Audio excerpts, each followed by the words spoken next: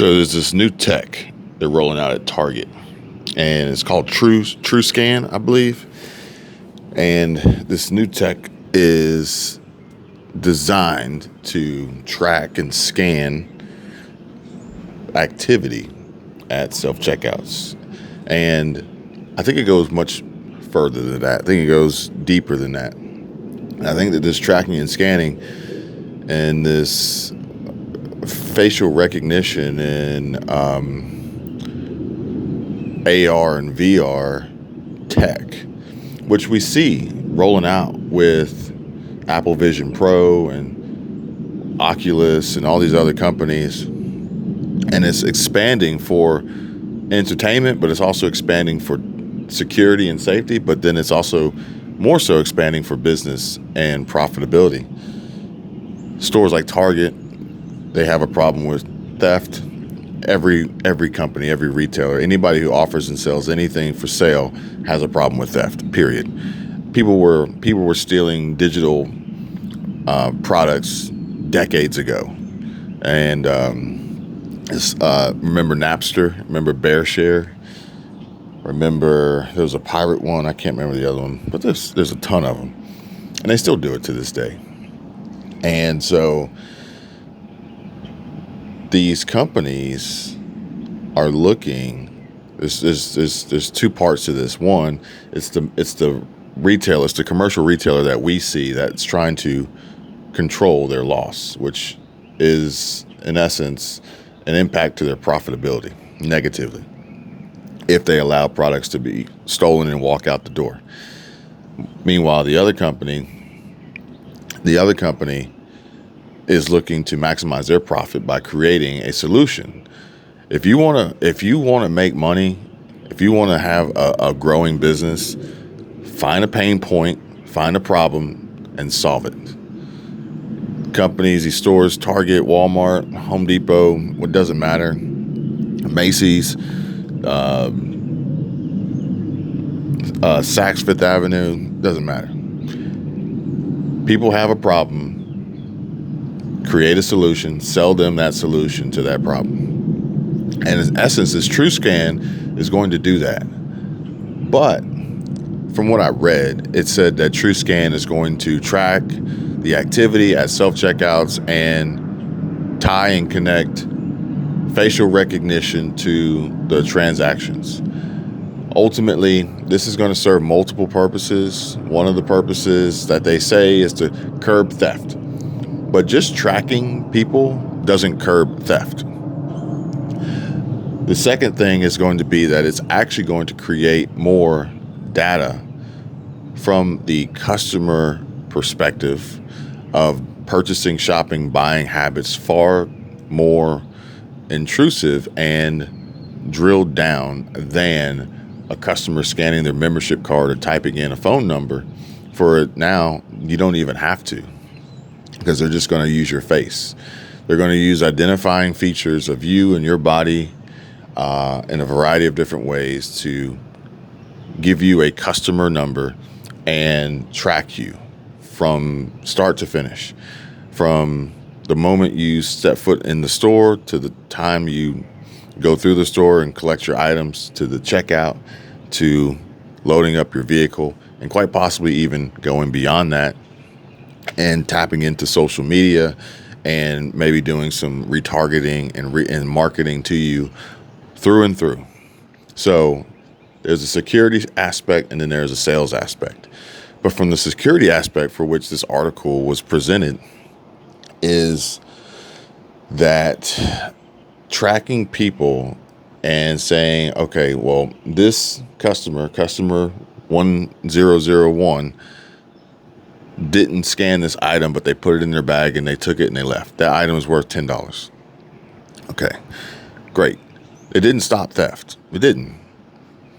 Customer comes back, does it again. It doesn't stop theft. Maybe when the customer comes back again, as the checkout process begins, it can alert and trigger, management that, hey, there's somebody here who has notoriously, engaged in this activity, this process of skip scanning or whatever. But it really doesn't matter until it gets to a certain dollar amount where it's even worth prosecuting. Really, really, when you think about it. But in my opinion, from the, big picture here, is that the companies that create this tech, the companies that offer these solutions to these other retail, like these businesses and their problems, what they're going to do is they're going to then sell the information and sell the data, much like they would sell the information and sell the data that they collect on people who don't steal, from the perspective of this is what they're buying, this is what they're not buying. These are their behaviors, these are their mannerisms. This is how they pay. This is what they like. All these different data points that will change the way companies go to business, go to market, advertise, treat customers, price products. But what they'll do is they'll take all this data. They want the data. The data is the most important. The customer data, back in the day, used to be email addresses. And then it moved on to email addresses in connection to, let's just say, Stitch Fix and your shopping habits and your clothing size and your gender and this, that, and the other. It's all about the data. The more you know about your customer, the more you can get out of your customer. Think about it from a perspective of YouTube. The more you know about your audience and your subscribers and your target audience, then the greater the opportunity is going to be for you to reach them, connect with them, convert, and continuously grow and build and grow your channel. This term of grow your channel, which I've mentioned before, growing a channel doesn't necessarily equate to making more money, but we'll save that for another video. But at the end of the day, they want this information, but everybody wants this information. So I think that companies like TrueScan, who are offering this technology, are going to sell this data to bidders. So, for instance, Walmart would go to TrueScan and say, hey, we would like the data that you collect from Target. For safety, for security, for loss prevention, for theft, for a reduction of shrink, for increased profits, but also for getting, knowing more about the customer. So in essence, customers are going to be tracked from store to store to store, through websites, through apps, through third-party delivery, Spark, Uber Eats, whatever, social media, Facebook, Instagram, TikTok, Twitter, you name it. It's all going to come full circle. And they know that the biggest benefit is the sale. They know that.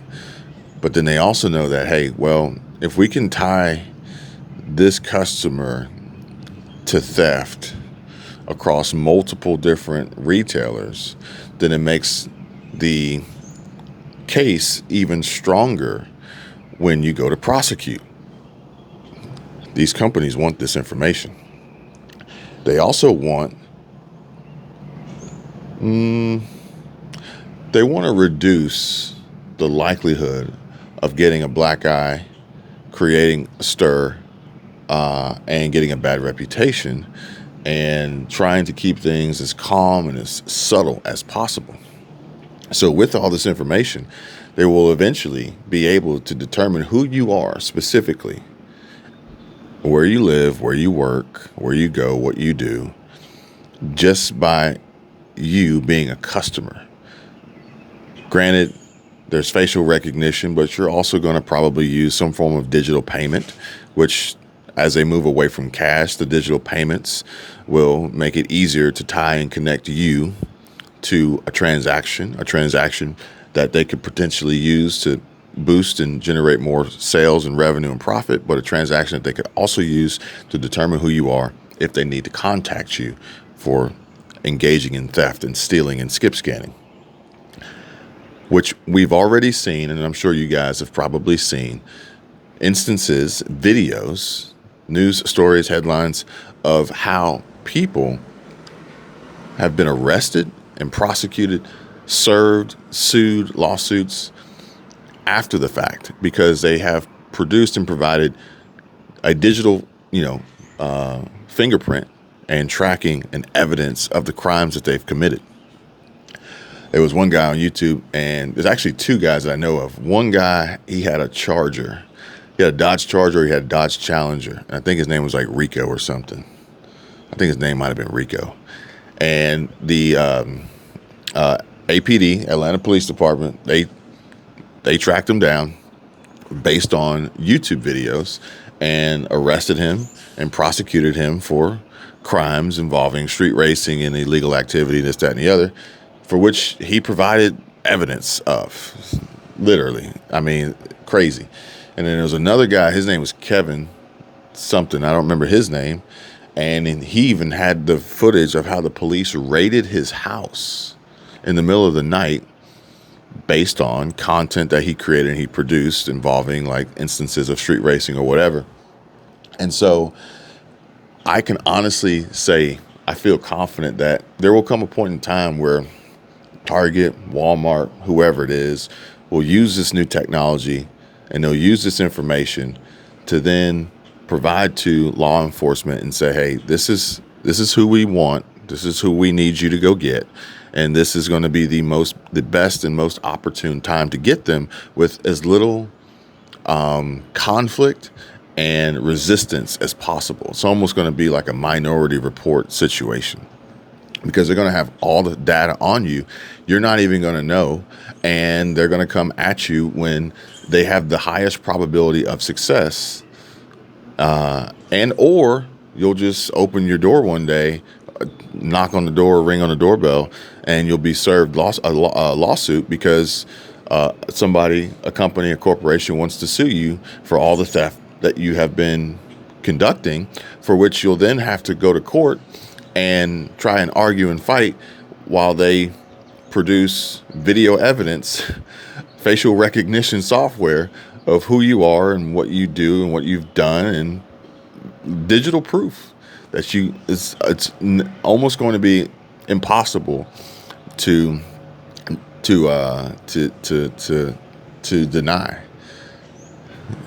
That's it. New technology at Target, coming to a Target near you.